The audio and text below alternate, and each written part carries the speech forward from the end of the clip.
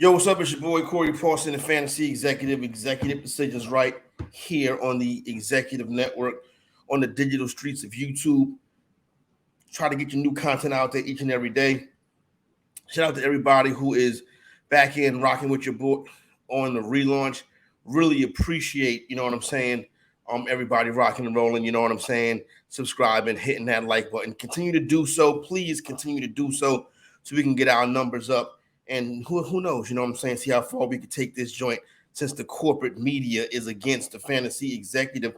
Speaking of the corporate media, coming up on the program today, going to be talking about the situation with ESPN and Barstool. Going to get into that, give you my thoughts on that in a few moments. Obviously, once again, the football season begins, and the coaching staff and Ron Rivera out there in D.C. Starting to mix it up in-house. And I want to stay in the Beltway, actually, with this final story. I want to talk about this situation with this young broadcaster for the Mid-Atlantic Sports Network and the Baltimore Orioles, Kevin Brown, and his suspension. The Orioles have said that he'll be back in the booth coming up this Friday. But I do want to give my thoughts on kind of this little viral story that's been going on in the world of the media. Fantasy football time is here. Please, please, please, please, if you want to hop in a league, in the description box, the Fantasy Football World Championships, there's a couple links. You got prices for everybody, you know what I'm saying? You know, you want to play for a couple dollars, enjoy it, have a good time. You want to step up to the expert level, or do you want to be a fantasy football baller out there at the Circa Sportsbook in Las Vegas, Nevada? And let's hop in and let's start talking about sports books, because ESPN, the worldwide leader in sports, found out earlier this week, announced that they will be getting into the sportsbook business with ESPN Bet, which will likely launch, I guess, in the next couple of weeks or this fall. They say, you know, just in time enough for the football season and all the good stuff that goes along with NFL betting. You know what I'm saying? With that being said, obviously, you know, ESPN, when it first started in for many years, was kind of anti-sports betting, just like a lot of other people, you know what I'm saying? You know, they look the other way or act like sports betting didn't go on. But we know people have been betting on sports forever. But now it's regulated market, you know what I'm saying, on ESPN. Decides, you know what, we said we wasn't into it, but now we're going to hop into it. Kind of like live in the PGA Tour. You ever notice, like, when it's time to buy school clothes, people compromise their values? That's essentially what ESPN did right here. Obviously, you know that ESPN is in trouble, laying on people left and right. Their market share is not what it used to be as far as the sports media business. Us independents, people on YouTube, whatever the case may be, whatever have you, you know what I'm saying, is starting to rustle the feathers of ESPN. Really, the only thing ESPN has really right now, in my opinion, going into this upcoming season, is they have the games, right? And they can book in their programming with Stephen A. Smith and Pat McAfee in the morning and the evening. Everything in the middle is trash. Everything in the middle is trash. And then who you're going to be talking betting with? The people that know how to talk betting over there is already gone. You know what I'm saying? My man, Chris Felicia, and, you know, Chris Felicia, the beer, let's call him like that, you know, and Doug Kazarian and all of that. So I don't want to, you know, go down that path, but I understand, you know what I'm saying? Sports betting is what it is at this moment. You got into a good deal with Penn. They've been a player in the game, you know, with the Barstool Sportsbook. And Penn comes in there, gives ESPN a ton of money to kind of help their bottom line, and they're going to launch a sports betting product. Now, here's the thing. This sports betting product is likely not going to work. And why do you say that, fantasy executive? Well, I'll tell you why. Because have you ever heard of the Sports Illustrated Sportsbook? You ever place a wager over there? Because they got one. You ever heard of Fox Bet? You ever download that app? Place a wager on that app? Get your bonus on that app? Because they got one. What about Yahoo? Yahoo got a sports book too. You ever place a wager on a Yahoo sports book? Now, these other media entities may not have the power that the worldwide leader has, but here's the bottom line.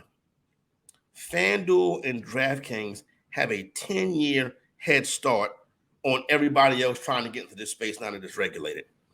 They were there with the DFS. So they have a head start in marketing, advertising, tech, you name it, they got a head start. So FanDuel and DraftKings,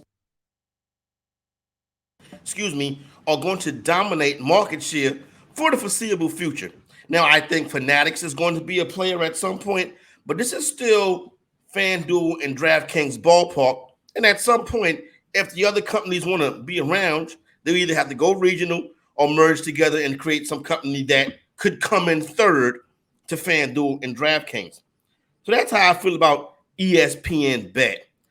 But when you look at ESPN as a whole and why this is a sinking ship, Penn basically had to get out of business with Barstool, give Barstool founder Dave Portnoy back his company essentially for nothing, because Portnoy knew that as long as Penn was in bed with him, that ESPN wasn't going to do anything with him. That's how toxic he is to ESPN. But what's so stupid about this is ESPN, that's your fan base. They're taking your fan base. That's why you're struggling, because they're going over there. You turned your back on the people that made you who you were. Oh, we got to get away from bro culture. It's bro. What do you think sports is? Sports entertainment is. You know what I'm saying? You took it. You went down the wrong direction. Now, all of a sudden, you only got two people that the audience likes that work over there. This is a major problem. ESPN turned its back on its audience and allowed places like Barstool and independent people and stuff like that to come up and happen and get more success than they have. They turned their back on the audience, much like Bud Light, and now they're paying the price. So basically, it is what happens. You know what I'm saying? So now, I think, you know what Barstool is. They're going to continue to do their numbers. They're going to continue to pump out their content. Now, with this deal, there is a non-compete. Now, I'm not sure if that means that Barstool can't create another sports book, which nobody's going to regulate them because everybody wants to get away from Portnoy. Or does that mean that they can't bring on advertisers? Now, that would be a major thing right there. But then again, they got the live events business and stuff like that, and they'll figure out a way to get that content. That content is basically what people want, and it's not what's going on at the worldwide leader. All right, now let's look at the Washington football team. The Commanders, who back-to-back preseasons have had their head coach Ron Rivera, had to have conversations about somebody on his coaching staff. Last season it was Jack Del Rio. This season it is new offensive coordinator for the Commanders, Eric Bieniemy. And Bieniemy is a controversial, interesting character himself, and I'll get into that in a minute. So Rivera came to the podium and said, hey, some of the offensive guys are complaining that, his style, Bieniemy's style of coaching, is a little bit too intense. They say you can hear him barking instructions all over the field. He's loud. He's out there. He's brass. And the players have taken, a back to it. So now this is the immediate reaction, right? Oh, the players are soft. The players are soft. The players can't handle it. This is why it's hard to root for this team. Or this is why the Commanders, who the Commanders are. I don't think that this story is just that simple, right? First of all, if that was the case, which I'm sure it was, why did Ron Rivera have to make this public?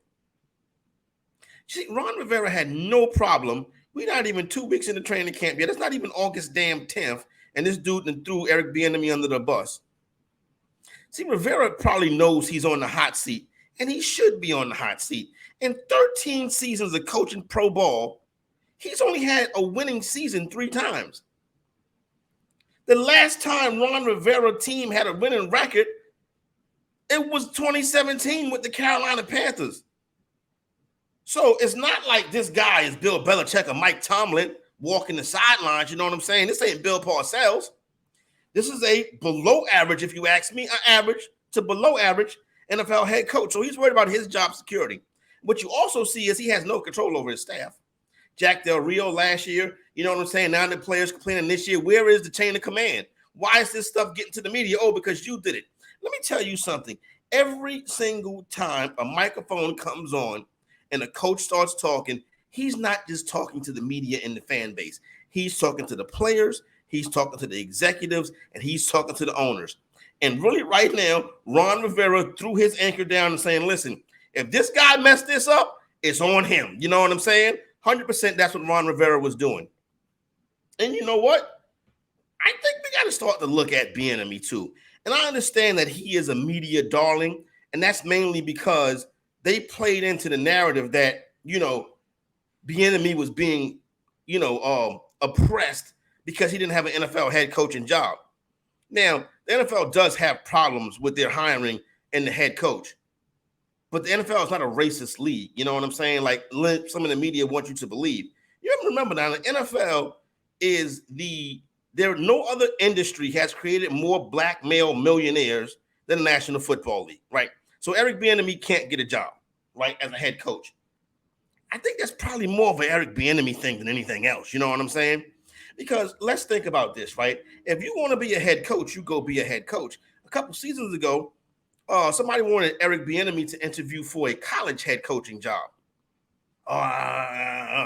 Then everybody in the national media, the corporate media said, oh, well, he should have a chance. He coaches in the NFL. He coached Pat Mahomes. He should have a chance to coach in the NFL. He shouldn't have to go and resort to the college ranks. Deion Sanders wanted to coach Florida State a couple years ago. That wasn't happening. No Power 5 conference school would give Deion Sanders, Coach Prime, a job. So Coach Prime still wants to be a head coach.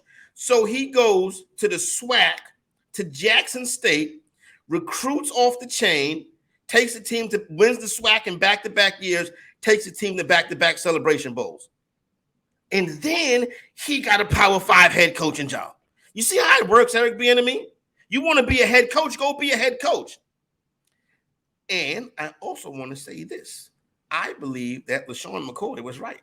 I think that Eric Bieniemy is going to be exposed. He doesn't have Patrick Mahomes and Andy Reid to hide behind anymore. Now, this is his show in the nation's capital with a hungry, starving fan base. Let's see what you're made of, right? Because now you can't hide behind Andy and Pat. Now you got to show what you're about. And I think it's more players than just shady that don't like this guy. So I would keep an eye on this story right here. But I'm done with Eric Bieniemy being a victim. Eric Bieniemy is a grown man. You know what I'm saying? He'll get his coaching opportunity when it's time. Before we get out of here today, I want to leave you with a final story that has been making the rounds. This situation with the Mid-Atlantic Sports Network, Masson and Baltimore Oriole play-by-play guy for the team broadcast. You believe the young man's name is Kevin Brown. So earlier this week, Brown is doing he's doing a stand-up, getting the start to the show, right? Him and the play-by-play announcer. They're down there in Tampa going against the Tampa Bay Rays, and he mentions the Orioles record versus the Rays the past 3 years. They've already had more wins in Tampa this year than they had in the past 3 years. Now, apparently, this comment drew the ire of the ownership, and Kevin Brown got suspended for a few days for basically telling the truth. Well, that's what everybody on social media said. You know what I'm saying? So whenever I see everybody on social media stand on their soapbox and say, this is not right, this is wrong, I automatically say, what the hell is going on here? So I did some research on this topic, and I see that in the Masson game notes, that same record was mentioned in that stand-up was in the game notes. But a lot of broadcasters, especially somebody like that, a play-by-play guy's been doing that for years, he's not really going to need those game broadcasts. You know what I'm saying? I don't know much about the young man, but I doubt he may need that or go solely off of that. Then you have, because if he know they lose in Tampa, because he go to Tampa and watch them lose. And then you have, now this is what's interesting right here. The Masson Network created a graphic with that record on it. Now, when the graphics people create it, it's going to get used in the broadcast. You know what I'm saying? Because they're not going to waste their time. Now, so on the surface, the ownership said, well, it makes us look cheap. And they also said more or less, listen, He'll be back. We don't discuss in-house business with outsiders, and they shut the conversation down right there. I am more than willing to bet that this is about more than just that comment that was made in that broadcast. My guess is they've been having issues with him saying things that they don't like from time to time, and they've probably been warning him about that. And even though this instance right here wasn't egregious, it caught their ire enough to where they decided to go ahead and do the suspension now. So I think there's something else going on here. I would not be surprised if we see more come out of this story. So I want to thank everybody for your time today, everybody who listened to the end. Obviously, we'll get this chopped up and get pieces and clips out there. You know what I'm saying? Please continue to subscribe. Please continue to hit that like button. And also don't forget, if you want to play some fantasy football, the instructions are in the description box. We're getting ready to have a lit season. All right. Executive Decisions, your boy Corey Parson, the Fantasy Executive. We are out.